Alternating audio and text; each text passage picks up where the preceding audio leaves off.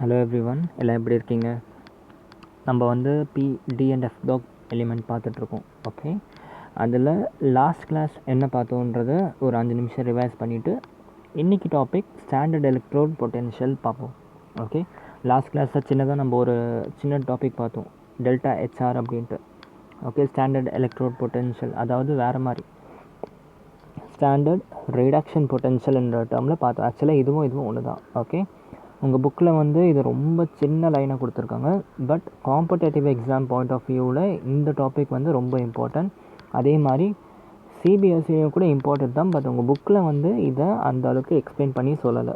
Okay, so நான் என்ன நினச்சேன்னா இதை வச்சு ஒரு சின்னதாக ஒரு 20 மினிட்ஸோ 25 மினிட்ஸ்க்கு ஒரு வீடியோ போட்டோம்னா okay, at least you will know what is this, இதை பற்றி உங்களுக்கு கிளியராக ஒரு ஐடியா கிடச்சிடும். Okay, before that last class நம்ம என்ன பார்த்தோம்னாக்கா டி அண்ட் எஃப் டாக் எலிமெண்ட்டில் நம்மளோட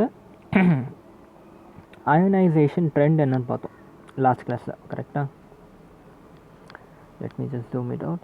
ஸோ அயனைசேஷன் ட்ரெண்ட் என்னன்னு பார்த்தோம் நம்ம.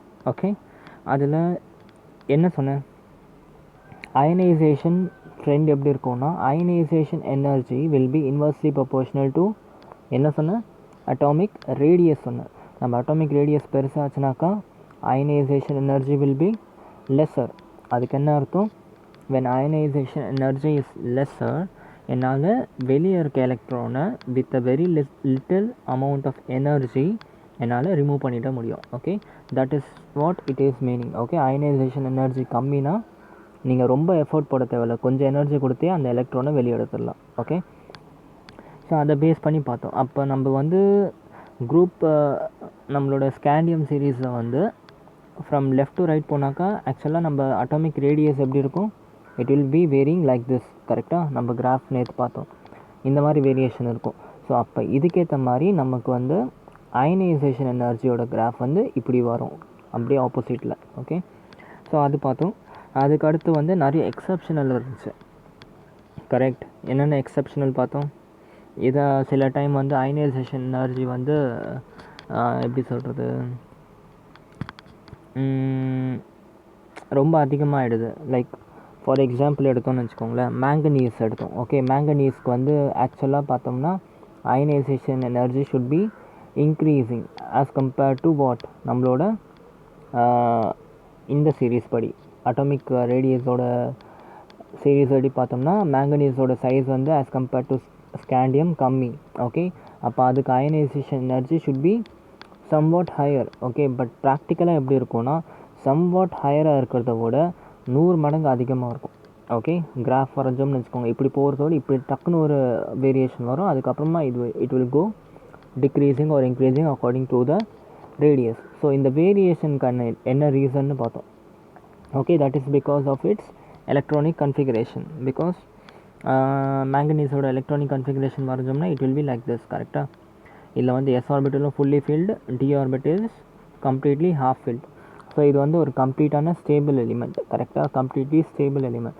இப்போ நான் இதுலேருந்து ஒரு எலக்ட்ரான் எடுத்தேன்னா it will try to become unstable. Okay, அன்ஸ்டேபிளாக மாறும். ஓகே, ஸோ அந்த அன்ஸ்டேபிலிட்டியை வந்து நான் தடுக்கிறதுக்காக என்ன பண்ணணும், I should hold all my electrons very strongly. Okay, நான் அப்படி ஸ்ட்ராங்காக ஹோல்ட் பண்ண நீங்கள் என்ன பண்ணணும், எனக்கு அதிகமான எனர்ஜி கொடுக்கணும். Okay, that's the reason why மேங்கனீஸ்க்கு ரொம்ப அதிகமாக வந்து நமக்கு என்ன ஆகிடுச்சு, அயனைசேஷன் எனர்ஜி ஆகிடுச்சு. ஓகே, ஸோ இதெல்லாம் லாஸ்ட் கிளாஸ் நம்ம டீட்டெயிலாக பார்த்தோம். அதுக்கப்புறம் என்ன பார்த்தோம்னா ஸ்டெபிலிட்டிக்கும் ஓகே அயனைசேஷன் எனர்ஜிக்கும் என்ன ரிலேஷன் அப்படிங்கிறத பார்த்தோம். ஓகே, ஸோ அதுக்கு நான் ஒரு ரெண்டு பேர் ஆஃப் எக்ஸாம்பிள் எடுத்தேன், ஜிங்க் அண்ட் காப்பர் வச்சு போட்டேன். ஓகே, அதே மாதிரி மேங்கனீஸ் அண்ட் அயர்னுக்கு வச்சு குரோமியம் போட்டோம் நினைக்கிறேன். எஸ், குரோமியம் போட்டோம். ஸோ அந்த 2 எக்ஸாம்பிள் வச்சு நம்ம புரிஞ்சுக்கிட்டோம். ஓகே, இதெல்லாம் புரிஞ்சா அதுக்கப்புறம் லாஸ்ட்டாக ஒரு முக்கியமான வார்த்தை சொல்லி நான் முடித்தேன். என்னன்னாக்கா 5D சீரீஸ் எலிமெண்ட்லாம் இருக்குல்ல, அதுக்கெலாம் வெரி ஹை அயனைசேஷன் எனர்ஜி இருக்கும்னு சொல்லிவிட்டு அதுக்கப்புறம் நான் ஒரு இம்பார்ட்டண்ட்டானு சொன்னேன். என்ன சொன்னேன், இப்போ எலிமெண்டெல்லாம் இருக்குது. ஓகே, அதுக்கு நான் அயனைசேஷன் எனர்ஜி கொடுத்துட்டேன். ஓகே, இப்போ இந்த கொடுத்த அயனைசேஷன் எனர்ஜியை you need a quantity okay with which you can easily compare the stability of these element. okay, so அந்த கம்பேர் பண்ணுற குவான்டிட்டியில் என்ன சொன்னேன் உங்களுக்கு, I said இது வந்து எலக்ட்ரான் ரிடக்ஷன் பொட்டன்ஷியல் அப்படின்னு பார்த்தோம். கரெக்டாக standard electron reduction potential. Okay, so என்ன பண்ணிக்கலாம், அந்த ஸ்டாண்டர்ட் எலக்ட்ரான் ரிடக்ஷன் பொட்டன்ஷியலை வச்சு we can compare the stability of the element. Okay, அப்போ என்ன சொன்னேன் உங்களுக்கு, lesser the standard reduction potential delta HR எவ்வளோக்கு எவ்வளோ கம்மியாக இருக்கோ ஓகே அவ்வளோக்கு அவ்வளோ என்ன இருக்கும் நமக்கு ஸ்டெபிலிட்டி வந்து இன்க்ரீஸ் ஆகும்னு பார்த்தோம். ஓகே, இதெல்லாம் லாஸ்ட் வீடியோவில் பார்த்தோமா இல்லை இதுக்கு முன்னாடி வீடியோ? கரெக்டாக லாஸ்ட் வீடியோவில் நம்ம ஸ்டாண்டர்ட் ரிடக்ஷன் பொட்டன்ஷியல் பற்றி பார்த்தோம். கரெக்டாக ஆக்சிடேஷன் ஸ்டேட் பார்க்குறப்ப பார்த்தோம். கரெக்டாக சொல்கிறோம்னா சரியா? ஸோ இன்றைக்கி வந்து நம்ம இந்த டெல்டா ஹெச்ஆரை நல்லா டீப்பாக பார்த்துட்டோம்னா இந்த டாபிக் கம்ப்ளீட்டாக நம்ம ஃபில் பண்ணிவிடுவோம். இதுக்கப்புறம் வந்து கெமிக்கல் ப்ராப்பர்ட்டிஸ் பார்ப்போம். அந்த ஹாலோஜன் ஓகே, அப்புறம் எப்படி வந்து ஆக்சிடைசிங் ஆகும், எப்படி ரெடியூஸ் ஆகும், அதெல்லாம் வந்து நம்ம அப்புறம் படித்தோம்னா it will be more clear for us. Okay, so now what is the standard electrode? Okay,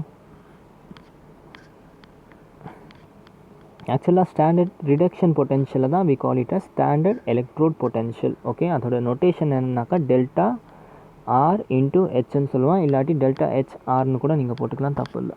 okay, so இதுதான் அதோட நோட்டேஷன்.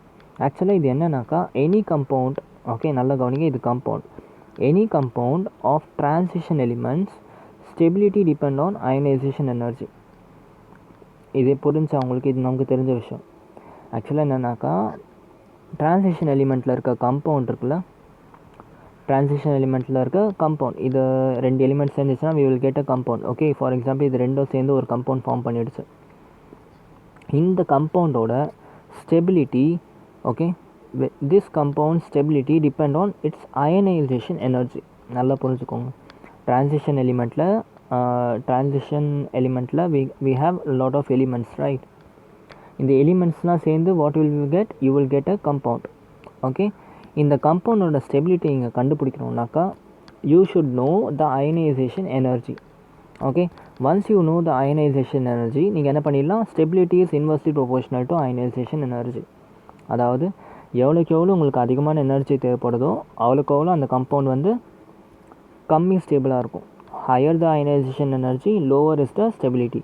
அதே மாதிரி ஸ்டெபிலிட்டி எவ்வளோக்கு எவ்வளோ ஹையராக இருக்கும் அவ்வளோக்கு எவ்வளோ we need to produce higher ionisation energy. எவ்வளோக்கு எவ்வளோ ஸ்டேபிளாக இருக்கும், higher the stability lower is the ionisation enthalpy. Okay, so இதுதான் அந்த ரிலேஷன். புரியுதா? நான் இன்னும் டீப்பாக புரிஞ்சுக்கணுன்னா நம்ம ப்ராக்டிக்கலாக ஒரு எக்ஸாம்பிள் எடுப்போம். நான் வந்து FeSO4னு ஒரு கம்பவுண்ட் எடுக்கிறேன். நல்லா கவனிங்க, கம்பவுண்ட் பற்றி பேசுகிறேன்னா FeSO4. ஓகே, இப்போ இதில் டிரான்சிஷன் எலிமெண்ட் எது? FeSO4ல் நான் பென்னோட திக்னஸ் அதிகம் பண்ணிடுவா. 1 minute.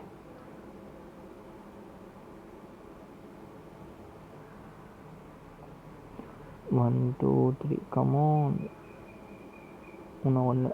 எஸ், ஓகே, திருப்பி 5 வந்துடுச்சு. ஸோ அதுதான் சொல்லிட்டு இருந்தேன், டிரான்சிஷன் எலிமெண்ட்டோட this is okay. Okay okay see FeSO4ன்ட்டு ஒரு எலிமெண்ட் எடுக்கிறேன். இதில் எது வந்து டிரான்சிஷன் எலிமெண்ட்? Definitely iron. கரெக்டாக Fe தான் நம்ம டிரான்சிஷன் எலிமெண்ட்.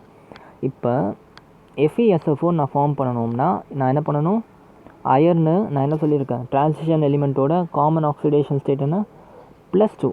ஓகே, ஸோ என்ன பண்ணணும், நான் என்னோடய Fe வந்து நான் +2 கன்வெர்ட் பண்ணுறேன் Fe2+. ஓகே, ஸோ அப்படி Fe2+ கன்வெர்ட் பண்ணணும்னா என்ன ஆகும், எனக்கு 2 எலக்ட்ரான் ரிலீஸ் ஆகுது. கரெக்டாக இந்த 2 எலக்ட்ரான் ரிலீஸ் ஆனது நம்ம SO4 சேர்ந்து what will get, SO4 2-. Okay, so இதோட ரிசல்ட் தான் வந்து என்னது நமக்கு FeSO4. ஓகே, நான் இப்போ எவ்வளோ ஃபாஸ்ட்டாக நம்ம வந்து இந்த எலக்ட்ரானை ரிமூவ் பண்ண முடியுமோ, ஓகே எவ்வளோ ஃபாஸ்ட்டாக இந்த எலக்ட்ரானை ரிமூவ் பண்ண முடியுமோ, இந்த 2 எலக்ட்ரானை அவ்வளோ ஃபாஸ்ட்டாக நமக்கு என்ன ஃபார்ம் ஆகும், இந்த FeSO4 ஃபார்ம் ஆகும். Are you agreeing with that? எவ்வளோ ஃபாஸ்ட்டாக நம்ம இதுலேருந்து எலக்ட்ரான் ரிமூவ் பண்ணுறோமோ அவ்வளோ ஃபாஸ்ட்டாக நமக்கு FeSO4 வந்து கிடைக்கும். ஓகே, அதே மாதிரி நீங்கள் ஃபாஸ்ட்டாக ரிமூவ் பண்ணோம்னாக்கா என்ன அர்த்தம், ஈஸியாக ரிமூவ் பண்ணணும்னு அர்த்தம். கரெக்டாக ஈஸியாக ரிமூவ் பண்ணணுன்னாக்கா you need to provide very less energy. கம்மியான எனர்ஜி கொடுத்தா தானே அந்த வேலை ஈஸியாக இருக்கும். ஒரு கஷ்டமான வேலையை எதுக்கு பண்ண மாட்டோம், எனர்ஜி நிறைய கொடுக்கணுன்றதுனால தான் கஷ்டமான வேலையை பண்ண மாட்டோம். கரெக்டாக அப்போ ஈஸியாக எடுக்கணும்னா we need to provide very less ionization energy. கம்மியான அயனைசேஷன் எனர்ஜி கொடுத்தோம்னாக்கா you will get a faster reaction and FeSO4 form ஆகுது. ஓகே, அப்போ இது வந்து ரொம்ப ஸ்டேபிளாக இருக்கும். FeSO4 will be stable. The easily you are getting the easily you are getting the electron, the more stable will be the compound. சரியா? இதே logic தான் இப்போ நம்ம பார்க்க போகிறோம். என்னன்னாக்கா இந்த இடத்துல நம்ம அதுதான் பேசணும். The lesser the energy you provide, the more will be the stability. Okay, இந்த 2 எக்ஸாம்பிள் வச்சு உங்களுக்கு புரியுதா இந்த ஸ்டேட்மெண்ட்? ஓகே, இப்போ இதை இன்னும் கொஞ்சம் இந்த டெல்டா ஹெச்ஆர்னு என்னென்னு ஆக்சுவலாக பார்ப்போம். Okay, first 1 minute. Okay, see நான் ஒரு ட்ரான்சிஷன் எலிமெண்ட் எடுத்திருக்கேன். Let it be M. It is in solid form. Okay, நான் என்ன பண்ணிட்டேன், அதை M2+ அதோட காமன் ஆக்சிடேஷன் ஸ்டேட் +2க்கு கொண்டு வந்துட்டேன். Okay, this is in solid form, this is in aqueous form. நல்லா கவனிங்க, சாலிட்லேருந்து நான் ஆக்வஸ் ஃபார்முக்கு மாற்றிருக்கேன். ஸோ என்ன ஆகிடுச்சு, எனக்கு 2 எலக்ட்ரான் ரிலீஸ் ஆகிடுச்சு. ஓகே, இந்த இடத்துல வெறும் எலக்ட்ரான் மட்டும் போட்டிருக்கேன், 2 எலக்ட்ரான் வரும் ப்ராக்டிக்கலாக. ஓகே, ஸோ இப்போ நீங்கள் சொல்லுங்கள், நான் இந்த ரியாக்ஷன் பண்ணுறதுக்கு what will be the energy that will be provided by us? நல்லா யோசிச்சு சொல்லுங்கள். டோன்ட் சி த கீழே இருக்கிறதெல்லாம் பார்க்காதீங்க, இப்போ சொல்லுங்கள். ஸோ இந்த ரியாக்ஷன் நடக்கிறதுக்கு நான் என்ன பண்ணணும்? I will get some kind of energy, இல்லை நான் வந்து சில எனர்ஜியை ப்ரொவைட் பண்ணணும். என்ன எனர்ஜி ப்ரொவைட் பண்ணால் I will get an electron outside. எல்லாருக்கும் ஃபஸ்ட்டு என்ன தோணும்? அயனைசேஷன் எனர்ஜி கொடுத்தா போதும், we will get electron outside this. Correct, இந்த எம்முக்கு வெளியே எலக்ட்ரான் வந்துடும்னு அர்த்தம். பட் நோ, அயனைசேஷன் எனர்ஜி மட்டும் இன்வால்வ் ஆகாது. ப்ராக்டிக்கலாக பார்த்தோம்னா there will be 3 energy which is involved in it. Okay, one is enthalpy of sublimation. I'm sorry for that, 1 minute. Okay, one is enthalpy for sublimation. அதாவது இந்த சாலிடில் இருக்குது, இது ஆக்வஸாக மாற்றிருக்கு. என்ன ஆகிடுச்சு, ஃபஸ்ட்டு சாலிட்லேருந்து கேஸுக்கு மாற்றணும்ல, கேஸ்லேருந்து தான் அது வந்து ஆக்வஸாக மாறும். ஸோ என்னாச்சு, இந்த சாலிட் டு கேஸ் ஃபார்ம் ஆச்சுல, இந்த ஃபார்மேஷன் நடக்கிறப்போ ஒரு எனர்ஜி ரிலீஸ் ஆகுதுல, அதுதான் enthalpy of sublimation. Second energy என்ன இருக்கும்னா என்தால்பி ஆஃப் அயனைசேஷன். ஆப்வியஸ்லி கரெக்டாக இங்கே கொடுக்குற ionisation energy let it be delta HI and sublimation energy delta HS. Okay, அதுக்கப்புறம் என்தால்பி ஆஃப் ஹைட்ரேஷன். இப்போ இது ஒரு சால்ட் இருக்குது, சால்ட்டை வந்து என்ன பண்ணி போகிறோம், ஹைட்ரேட் பண்ணுவோம் நம்ம. கரெக்டாக அது ஹைட்ரேட் ஆகிறப்போ வர எனர்ஜியை வந்து ஹைட்ரேஷன் எனர்ஜி சொல்லுவோம். ஓகே, ஸோ இந்த 3 எனர்ஜியும் சேர்ந்தது தான் ஸ்டாண்டர்ட் எலக்ட்ரோட் பொட்டென்ஷியல். புரியுதா? நம்ம இங்கே பார்த்தோம்ல டெல்டா ஹெச்ஆர்ன்ட்டு standard electrode potential standard reduction potential. இந்த 3 ஆரை டிபெண்ட் பண்ணி, இந்த 3 எனர்ஜியை டிபெண்ட் பண்ணி இருக்கிறது தான் நம்ம standard electrode potential. So standard electrode potential equal to summation of sublimation energy plus hydration energy plus ionization energy. Okay, இந்த 3 எனர்ஜியை வச்சு தான் we will get what, standard electrode potential. நான் இது எதுக்கு நம்ம எடுக்கணும்? அகெயின் நம்ம டெல்டா ஹெச்ஆரோட வேல்யூ தெரிஞ்சுன்னா we can easily know the stability of an element. Okay, higher the value of HR, lower will be the stability. நம்ம பார்த்தோம் கரெக்டாக. ஸோ நம்ம டேரெக்டாக ஸ்டெபிலிட்டிக்கு ஒரு ரிலேஷன் கண்டுபிடிக்கணும்னா நம்ம டெல்டா ஹெச்ஆரோட வேல்யூ வச்சு நம்ம ஈஸியாக சொல்லிடலாம். அதை பேஸ் பண்ணி ஒரு எக்ஸாம்பிள் நம்ம போட்டோம் கரெக்டாக. நம்ம டெல்டா ஹெச்சோட வேல்யூ 2 கொடுத்துட்டு we just saw which has the least delta HR value. Okay, அதை வச்சு நம்ம என்ன சொன்னோம், அந்த கம்பவுண்ட் தான் வந்து மோர் ஸ்டேபிள்னு சொன்னோம் கரெக்டாக. ஸோ இந்த டெல்டா ஹெச்சோட ஆரோட வேல்யூ கண்டுபிடிக்கணும்னா நமக்கு இந்த 3 எனர்ஜியும் தேவை. ஓகே, பட் என்ன பிரச்சனைனா நம்மளால் இந்த 3 எனர்ஜியும் தனித்தனியாக கண்டுபிடிக்க முடியாது. Okay, because it is highly complicated. Okay, இந்த 3 எனர்ஜியும் நம்மளால் தனித்தனியாக கண்டுபிடிக்க முடியாது. ஸோ அதனால் என்ன பண்ணிட்டாங்க சயின்டிஸ்டெல்லாம், இந்த 3 எனர்ஜியும் சேர்ந்த மாதிரி for all the element experimentally நம்ம டெல்டா ஹெச்ஆரோட வேல்யூவை கண்டுபிடிச்சிட்டோம். ஓகே, எல்லாத்துக்கும் நமக்கு வேல்யூ தெரியணுன்ட்டு அவசியமே கிடையாது. ஓகே, டெல்டா ஹெச்ஆரோட வேல்யூ எல்லாத்துக்குமே தெரியணுன்ட்டு அவசியமே கிடையாது. இன்கேஸ் கொஷின் வந்தாலும் டேரெக்டாக they will give the value. நமக்கு என்ன தெரியணுன்னாக்கா அதோட ட்ரெண்ட் எப்படி இருக்கும்ன்றது தான் தெரியணும். What will be the trend of delta HR along the period, இது மட்டும் தெரிஞ்சால் போதும். ஓகே, ஸோ அந்த ட்ரெண்டை வந்து நம்ம படிக்கலாம். அந்த ட்ரெண்ட் தெரியறதுக்கு முன்னாடி you need to know one more concept, electrochemical series. Okay, electrochemical சீரீஸ்னால் என்ன? நம்ம 11th படிச்சிருக்கோம். இதை பற்றி யோசிங்க. யோசிச்சிங்களா? எலக்ட்ரோகெமிக்கல் சீரீஸ்னால் ஒன்றும் இல்லை, நம்ம லாஸ்ட் இயர் படிச்சிருக்கோம். Increasing order of HR, delta ஹெச்ஆரை இன்க்ரீஸிங் ஆர்டரில் நம்ம அடிக்கிட்டு போனோம்னா that is known as electrochemical series. Okay, so அப்படி இன்க்ரீஸிங் ஆர்டரில் அரேஞ்ச் பண்ணிட்டு போகிற சில எலிமெண்ட்லாம் இங்கே எழுதுகிறேன். லித்தியம், ஓகே, லித்தியம்லேருந்து ஃப்ளோரின் வரைக்கும் நான் என்ன பண்ணிட்டேன், அப்படியே கொஞ்சம் கொஞ்சமாக எலிமெண்ட் எழுதிட்டே போகிறேன். அதோட ஹெச்ஆர் வந்து எழுதிட்டே போகிறேன். இருக்கிறதுலே கம்மி ஹெச்ஆர் எதுக்குன்னா லித்தியமுக்கு இருக்கும். ஓகே, அப்படி கொஞ்சம் கொஞ்சமாக லித்தியம்லேருந்து கொஞ்சம் கொஞ்சமாக வேல்யூஸ் கம்மியாகிட்டே வரும். இந்த இடத்துல நிறைய எலிமெண்ட் வரும் நடுவில். ஓகே, நடுவில் நம்மளோட டிரான்சிஷன் எலிமெண்ட்டும் இதில் இன்க்ளூட் ஆகிடும். Okay, starts with lithium, ends with fluorine. Okay, ஃப்ளோரினோட டெல்டா ஹெச்ஆர் வந்து இருக்கிறதுலே அதிகம், ப்ளஸ் 2.94. ப்ளஸ் 2.94னா இருக்கிறதுலே அதிகமான ஸ்டெபிலிட்டினா என்ன சொல்லியிருக்கேன், இருக்கிறதுலே அதிகமான டெல்டா ஹெச்ஆரோட வேல்யூனா ஸ்டெபிலிட்டி வில் பி லீஸ்ட். அதனால தான் நம்ம ஃப்ளோரின் வந்து ரொம்ப ஃபாஸ்ட்டாக ரியாக்ட் ஆகிடும் எல்லாத்துக்கூடையும். கரெக்டாக? ஸோ லித்தியமில் ஆரம்பித்து நம்மளோட எலக்ட்ரோகெமிக்கல் சீரீஸ் வந்து ஃப்ளோரின் வரைக்கும் போகும்.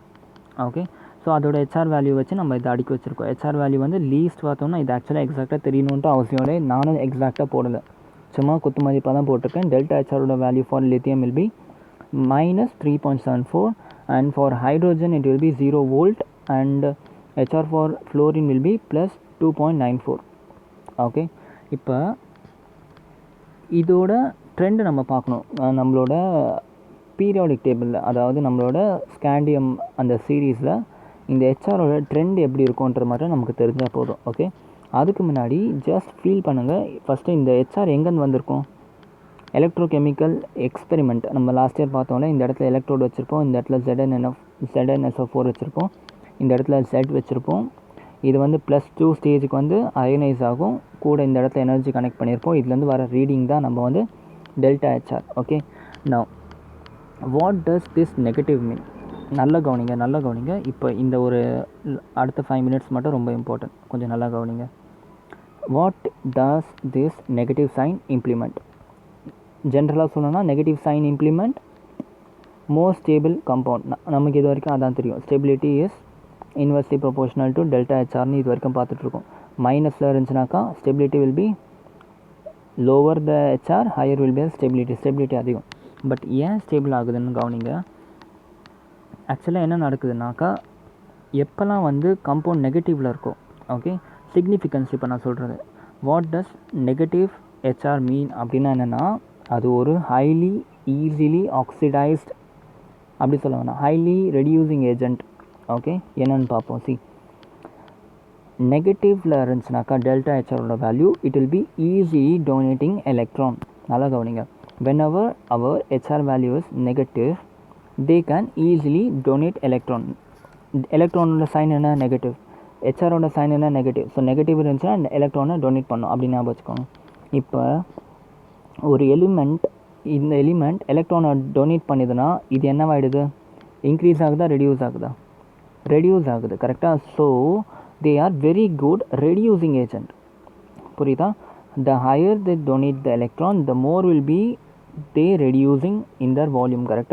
So negative HR means it will donate electron, negative HR means they are reducing agent. Okay, reducing agent. இப்போ whichever is the reducing agent நம்ம என்ன சொல்லுவோம், அது ஆக்சிடைஸ்டுன்னு சொல்லுவோம். இந்த ரெண்டு டேர்ம் எப்போவுமே புரியாது, இதை பற்றி நம்ம டீட்டெயிலாக நம்ம ஆல்ரெடி பார்த்துருக்கோம், இருந்தாலும் திருப்பி சொல்கிறேன். இந்த இடத்துல நான் இருக்கேன், ஓகே, இந்த இடத்துல வந்து someone else is here. Okay, I am having a lot of electrons with me. Okay, I am having a lot of electrons with me and he is, இவங்கிட்ட எலக்ட்ரான்ஸ் கிடையாது. ஓகே, டெஃபிஷியன்சி இருக்குது, எலக்ட்ரானோட deficiency இருக்குது. இவன் என்ன சொல்லுவான், எனக்கு electron கொஞ்சம் கூடுன்னு சொல்கிறான். ஓகே, என்கிட்ட நிறைய எலக்ட்ரான்ஸ் இருக்குது. ஓகே, நான் என்ன பண்ணிட்டேன், இவங்கிட்ட ஒரு 10 எலக்ட்ரான்ஸ் கொடுத்துட்டேன். ஓகே, அப்போ நான் என்ன ஆகிட்டேன், I have reduced. Okay, I have reduced. இவன் என்ன பண்ணியிருக்கான், என்கிட்ட 10 எலக்ட்ரான் வாங்கிட்டான். Can I call him a reducing agent or I should call him அவனை என்ன சொல்ல, நம்ம ஆக்சிடைசிங் ஏஜென்ட்? யோசிச்சு சொல்லுங்கள். இது வரைக்கும் புரிஞ்சா? நான் என்ன சொல்லிட்டேன், நான் ரெடியூஸ் ஆகிட்டேன்னு சொல்லிட்டேன். Correct? Reducing. One minute. So அந்த எக்ஸாம்பிள் புரிஞ்சா என்ன சொன்னேன், நான் இங்கே இருக்கேன், என்கிட்ட நிறைய எலக்ட்ரான்ஸ் இருக்குது. ஓகே, என்கிட்ட நிறைய எலக்ட்ரான்ஸ் இருக்குது, இந்த எலக்ட்ரான்ஸை நான் கொஞ்சம் வந்து என்ன பண்ணிட்டேன், ஈஸியாக வந்து டொனேட் பண்ணிட்டேன் இவனுக்கு. அப்போ நான் என்ன ஆகிடுதுன்னு, ஐ ஹாவ் ரெடியூஸ்ட். ஓகே, இவன் என்ன பண்ணிட்டான், எலக்ட்ரான்ஸை ஈஸியாக அக்செப்ட் பண்ணிட்டான். ஓகே, அப்போ இவனை என்ன சொல்லலாம், ஈஸிலி ஆக்சிடைசிங் ஏஜென்ட்னு சொல்லலாம். கரெக்டாக, நான் ஈஸிலி ரெடியூசிங் ஏஜென்ட், இவன் வந்து ஈஸிலி ஆக்சிடைசிங் ஏஜென்ட். யாரெல்லாம் ரெடியூசிங் ஏஜென்ட்டோ we call him as what, oxidized. Okay, யாரெல்லாம் ஈஸியாக ரெடியூஸ் ஆகுறாங்களோ வி கால் ஹிம் ஆஸ், மாற்றி சொல்லிட்டேன், யாரெல்லாம் ஈஸியாக ரெடியூஸ் ஆகணும் we call it as oxidize. யாரெல்லாம் ஈஸியாக ஆக்சிடைசிங் ஆகுறாங்களோ we call it as reduce. Okay, அப்படியே கொஞ்சம் ஆப்போசிட்டாக. சி, என்ன பிரச்சனை, ரெடியூசிங்னா என்னென்னு தெரிஞ்சிருக்கும். Okay, very good. Electron accept பண்ணாக்கா ஐஎன்ஜி தான் இங்கே விஷயமே. Okay, reducing and oxidising.